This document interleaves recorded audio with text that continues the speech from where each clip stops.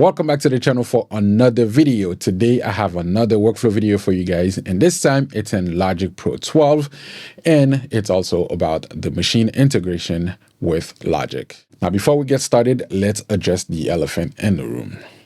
Native Instrument, the company that makes Maschine, is now owned by NMusic. And NMusic also owns Akai. Akai makes the MPC. And as you know, MPC is the direct competitor to Maschine. Now what does that mean? I don't know. We'll find out. If you are finding this channel for the first time, I'm Eli and I make content around music production, specifically about how to get the best recording out of your home recording studio using the gear that you currently have. So make sure to subscribe and turn on the notification to not miss any future uploads. And I'd really appreciate if you can drop a like and comment down below to show support to the channel. Now let's get into this video. I do have two previous videos where I talk about a specific Maschine workflow within Logic that I thought was the best. And those videos still stand today and I still think they are great. So if they've been working for you, continue to use them. This is not to erase any of that. However, today, we're not going to be doing any of that. What we're going to do today is going to be a lot simpler and a lot more fun, right? Let's get right into it. All right, so for today's video, what we're about to do is super simple. I promise it is not difficult at all. What we're going to do is going to be something that you either had to do regardless or something that is super simple to set up. Without wasting any more time, let's get right into it. Before I show you guys what we're about to do right now, I do want to show you the two workflows that Maschine does come with that works perfectly fine. They just don't work for me, but they are there just in case if that's what you want to use. All right, so first of all, you can drag out the MIDI from Maschine into your DAW, and that works perfectly fine as well. All right, so if you hold this down, you drag it out. You got to drag it to a MIDI track, I think. Let's just say yes, import tempo. Yes, and you can do it that way.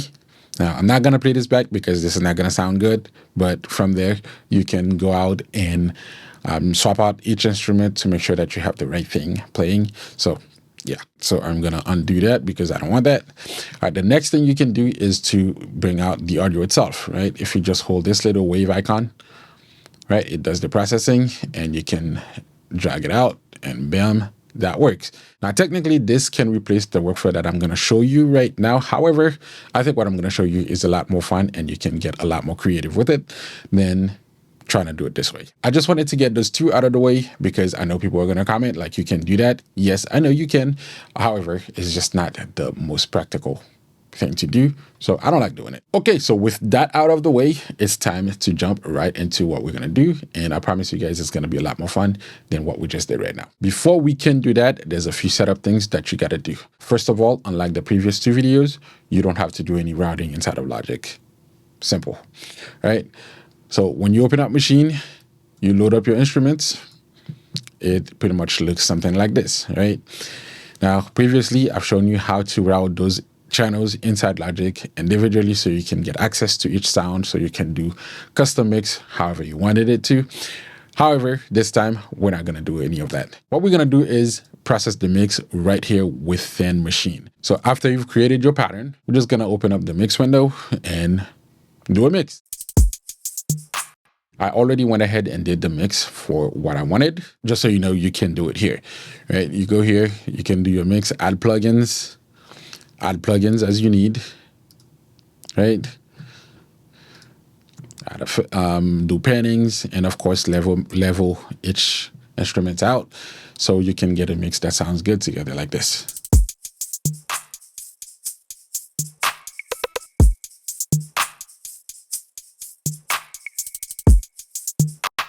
And yes, I am also doing bus processing right here within Maschine as well, using the bus clipper by Slate Digital, one of my favorite new plugins. Now that you get your mix done, you're ready for the next step. All right. So what we're going to do is we're going to play our song in Logic. While the song is playing, we're going to be launching clips in Maschine. And at the same time, we're going to be recording all of that in Logic, right?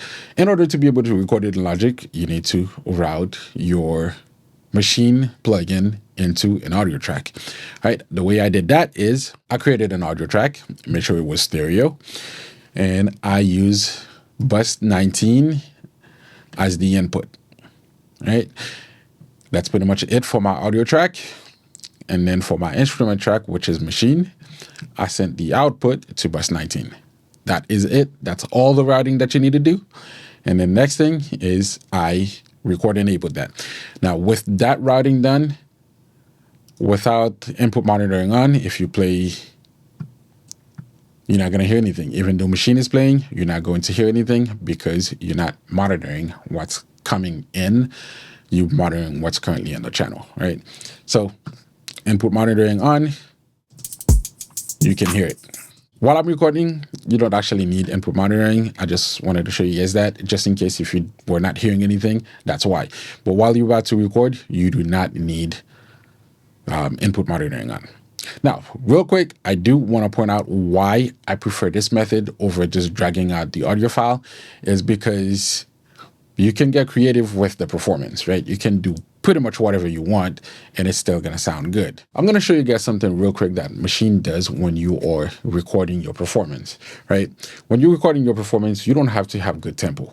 Maschine plays in a way that perfectly lines everything up with what Logic is playing, that you can screw up your tempo as much as you want. It's still going to come out good.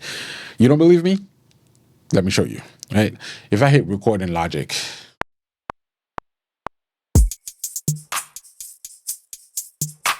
I can do whatever I want and it's still going to sound good.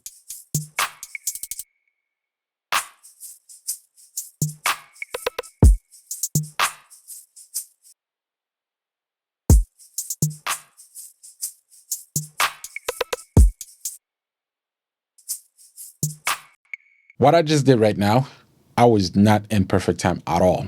But if I play it back, it's going to sound good.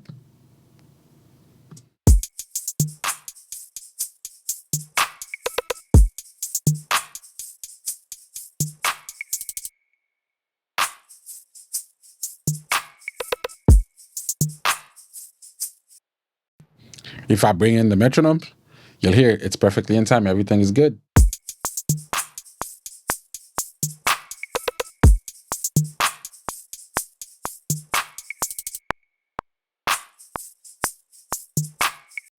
Right?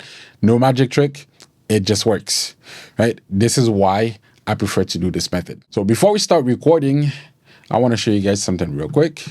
As you can see here, I have 4 different scenes going on. With those 4 different scenes, I have 3 different patterns going on. Now in scene 1, I have pattern 1. On scene 2, I have pattern 1-1. And on scene 3, I have pattern 1.2.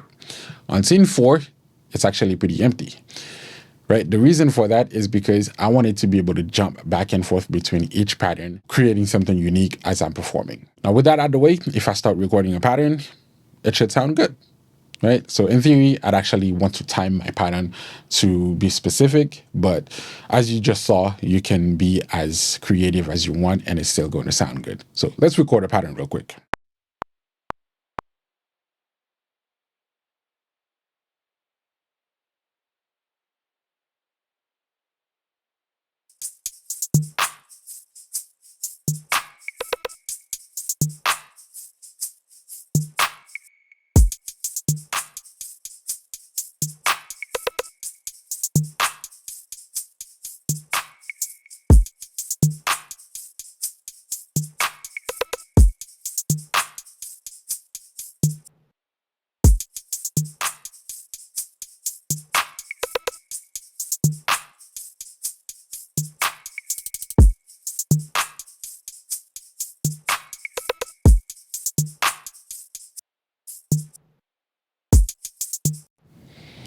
All right, you guys got the gist. Let's hear it back and see what it sounds like.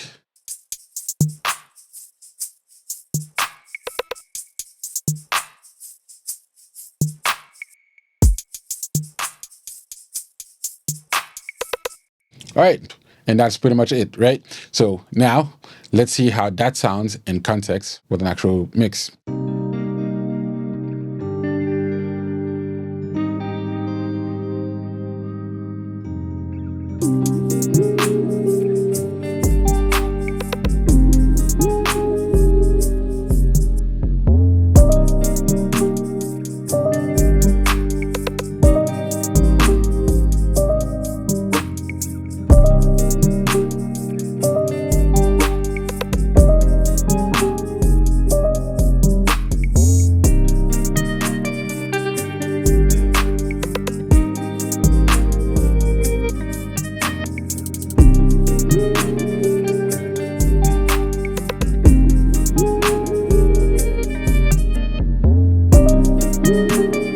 And that is pretty much it.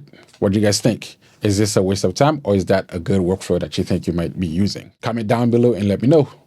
If you're serious about your music and you want it to sound the way it should, make sure to hit up eliradmusic.com and contact me for sessions, mixing, mastering, even for beat production. All right, I'll see you guys in the next video.